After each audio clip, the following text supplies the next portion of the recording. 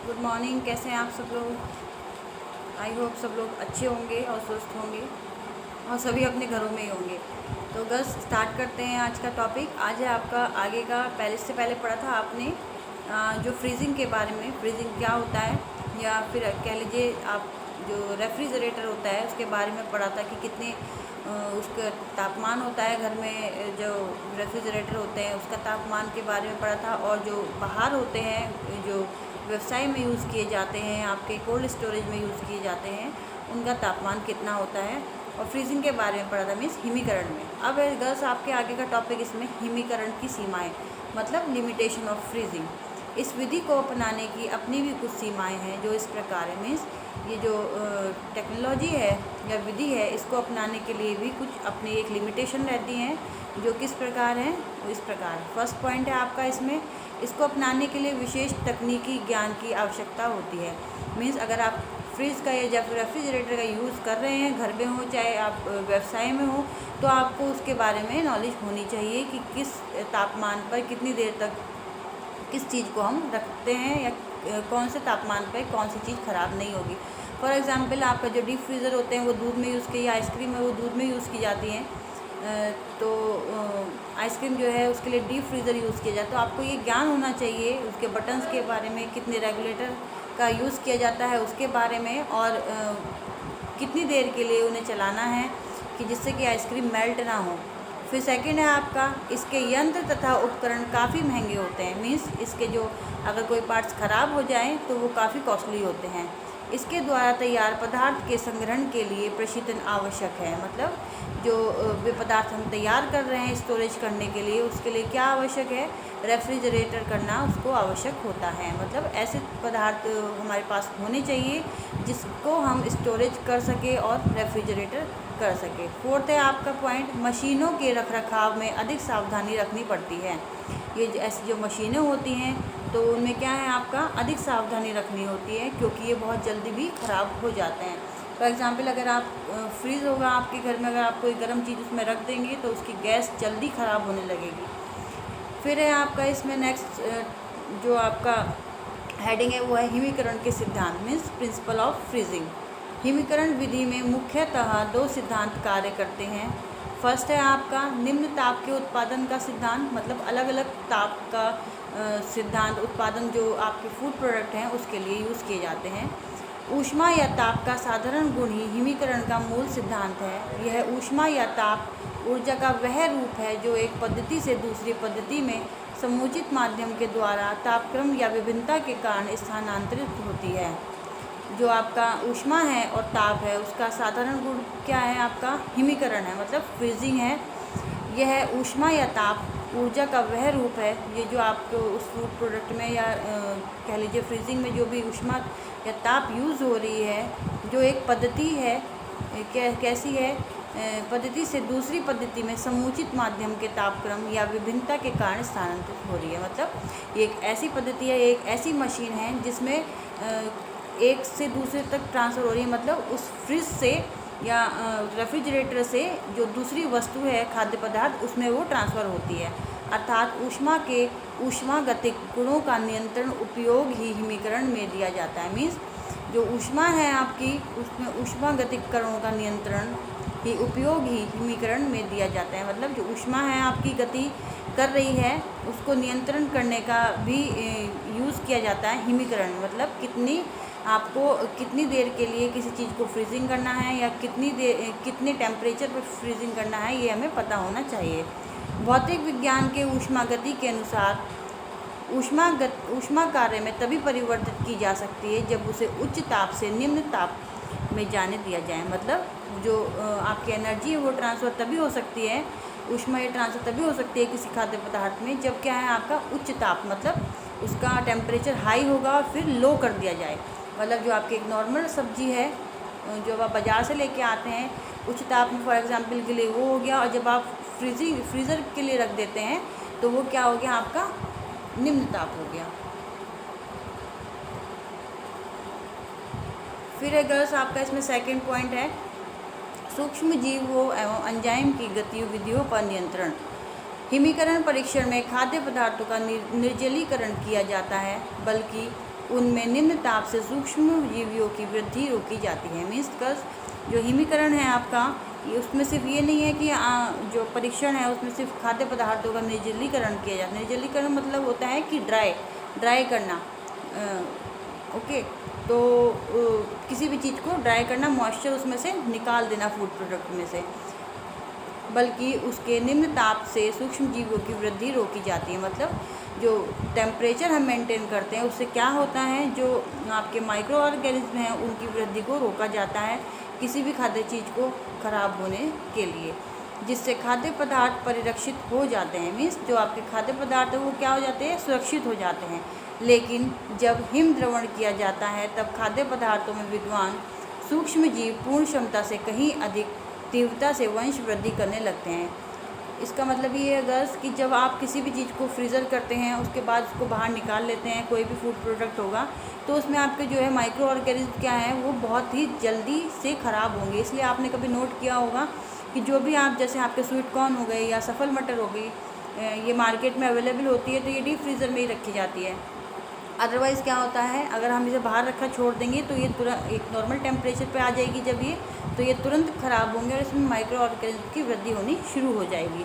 कैलेडोस्पोरियम प्रणविक 4 degree centigrade में भी वंश वृद्धि करने योग्य होते हैं। ये एक माइक्रो ऑर्गेनिज्म है जिसका नाम है कैलेडोस्पोरियम प्रणविक। ये क्या है, आपके 4 डिग्री सेंटीग्रेड पर भी ये अपने जो वंश है उनकी वृद्धि कर लेते हैं। फिर अगर हिमीकरण प्रक्रिया के समय भी रासायनिक तथा एंजाइमिक क्रियाएं जुड़ी रहती हैं। जब हम हिमीकरण करते हैं तब भी उसमें केमिकल कंपोजिशन और जो आपका एंजाइमिक जो रिएक्शन होते हैं वो जुड़े रहते हैं।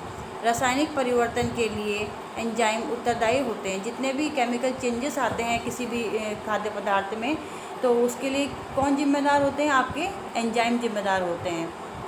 खाद्य पदार्थों में वर्ण भेद, सुगंध तथा उनकी संरचना में आने वाले अंतर का मुख्य कारण एंजाइम तथा उनका रासायनिक परिवर्तन भी होंगे। मतलब जो भी किसी खाद्य पदार्थ में जो भी चेंजेस आते हैं, चाहे उसके कलर में हो, टेस्ट में हो, देखने में हो, तो वो किसके कारण आएंगे, आपके एंजाइमों के कारण।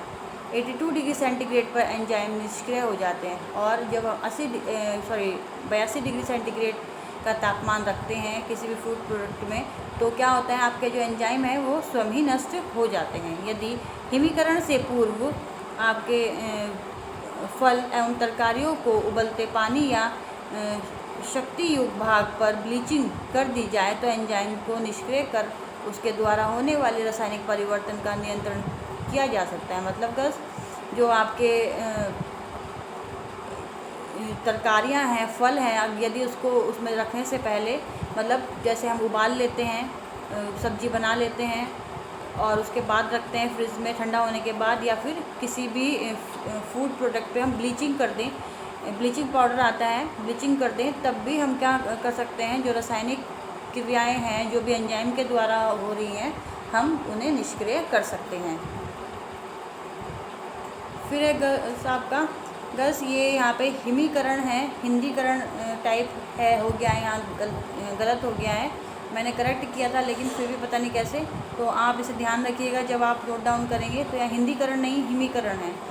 इसमें फर्स्ट पॉइंट है आपका फल एवं तरकारियों का चुनाव। मीन्स फल एवं तरकारियों का चुनाव किस प्रकार करना चाहिए। फल एवं तरकारियों के चुनाव में उसकी किस्म, पकने की दशा, सूक्ष्म जीवों की संख्या आदि का ध्यान रखना आवश्यक है। मतलब जो भी फल हैं, आपके तरकारियां हैं, जब हम उन्हें लेते हैं उस मतलब वो किस किस्म की है, ज़्यादा दिन का रखा हुआ तो नहीं है, पकने की दशा कैसी है, मतलब हम उसको कितना बॉयल करेंगे या कितना पकाएंगे, सूक्ष्म जीवों की संख्या, मतलब उसमें जो माइक्रो ऑर्गेनिज्म है कितनी जल्दी ग्रोथ कर सकते हैं, इन सब चीज़ों का ध्यान रखना चाहिए। नंबर 2 है आपका श्रेणी चयन किस प्रकार करना चाहिए। फल तथा तरकारियों का श्रेणी चयन उनके आकार, पकने की दशा तथा रूप रंग आदि को देखकर किया जाता है। मीन्स जो क्लास डिवाइडेशन को करते हैं हम किस प्रकार करते हैं, फल एवं तरकारियों का उनके श्रेणी चयन, मतलब वो किस क्लास की हैं, ज़्यादा बेकार तो नहीं है, ज़्यादा दिन की रखी हुई तो नहीं है, पकने की दशा कैसी है, रंग रूप कैसा है उनका, इस चीज़ को ध्यान में रखकर किया जाता है। थर्ड पॉइंट है आपका धोना, छीलना, टुकड़े करना तथा ये 10 करोड़ है, टाइपिंग में इसी तरीके से लिखा गया है, मैंने बहुत कोशिश करी है, फिर भी एक इसी प्रकार लिखा आया है।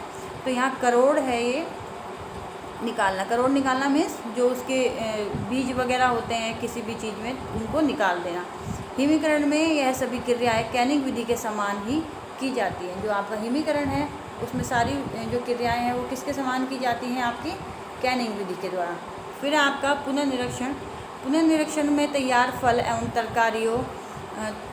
तरकारियाँ में पाए जाने वाले, ये तरकारियों नहीं गस तरकारियाँ हैं यहाँ पे, में पाए जाने वाले अवांछनीय गुण जैसे दाग, ठीक से छिले हुए, जो भी सड़े या कच्चे या चिपके हुए बाहरी पदार्थों को दूर कर दिया जाता है। पुनर्निरीक्षण में क्या करा जाता है, जब हम किसी भी चीज़ का पास्चराइजेशन करते हैं या फ्रीजिंग करते हैं तो उसमें क्या होता है गस, प्रिजर्वेशन करते हैं किसी भी चीज़ का, तो एक बार चेक किया जाता है दोबारा से कि कहीं कोई ऐसा पदार्थ तो नहीं रह गया है सड़ा गला या चिपका हुआ या कटा हुआ या दागील, कि वह पदार्थ को जल्दी ख़राब कर दे। फिर आपका ब्लांचिंग पॉइंट, यह क्रिया केवल तरकारियों की जाती है। यह क्रिया तरकारियों को उबालते पानी या वाष्प में निश्चित समय रख कर पानी में ठंडा करने पर ही संपन्न की जाती है। मीन्स गस यह क्रिया कब करी जाती है, ये तरकारियों को उबालते पानी में क्या करते हैं हम, या फिर वाष्प करते समय, मतलब जब हम मॉइस्ट करते हैं किसी चीज़ को, स्टीम करते हैं, तो उसमें क्या करते हैं, ब्लांचिंग पाउडर जो होता है वो लगा देते हैं पहले, और फिर ठंडा रखने के बाद ये क्रियाएं संपन्न की जाती हैं। फिर है आपका पैकिंग गस, हिमीकरण में सफल पैकिंग उसे कहा जाता है जो खाद्य पदार्थ की एक विशिष्ट वातावरण में एक निश्चित अवधि तक उसकी सुरक्षा करती है और साथ ही साथ आर्थिक दृष्टि से सस्ती और लोकप्रिय हो जाती है। मीन्स गस वो आपका लास्ट पॉइंट है इसमें, पैकिंग।